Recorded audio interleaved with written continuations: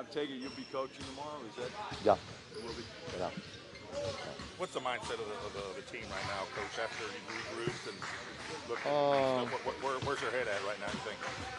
I think, of course, it's a tough situation, but the first thing is to, I think, clear our mind, as you said, realize that if you watch the stats sheet of the last game, uh, we had more points in the paint, we had more free throws, we won the board, and all quarters were decided by a small margin.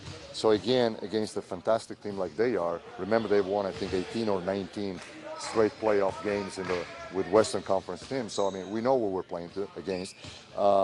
Do everything a little bit better will be of course the key. So we talk a little bit, we watch a little bit of film. I think the team is ready to play and compete. Are they frustrated with the fact that the shots just aren't falling right now? Well, I think it's human, I think, but I mean, this is a game and this is a sport, and you can't get frustrated. You got to go back on the court and try to prove everybody's wrong, and that's it. And there is nothing more than that. I think that uh, as long as we can find open shots, we should not be worried. The problem is that when we pass a shot because we are hesitant, that should never happen, and I'm confident that will not happen. What do you remember about Manu Ginobili the first time you coached him way back in the day? Well, first time was at practice, and we at that time we had a pretty good team that ended up being a EuroLeague champion team. So the teammates were very good, and the guy in practice was running and dunking, and we honestly thought that we had something special, really, really. Not only for that, but because he came in with such a humble attitude, and we all felt overexcited because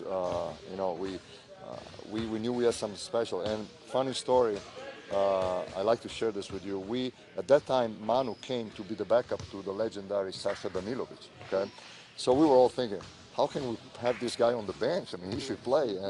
And what happened was that at the end of training camp, Sasha decided to retire, even if he was only 30 years old. But he had a lot of nagging injuries. He had won everything in his life. I think it was great on his part to think I cannot be what I used to be, so I want to quit. And that opened the opportunity to Manu to be a starter, and he was really unbelievable, really unbelievable.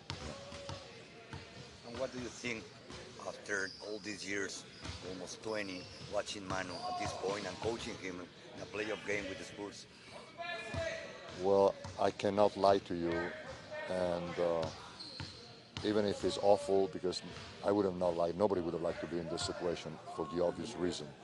At the same time, there is a little part of that that moves me a lot to be there with Manu in this playoff game.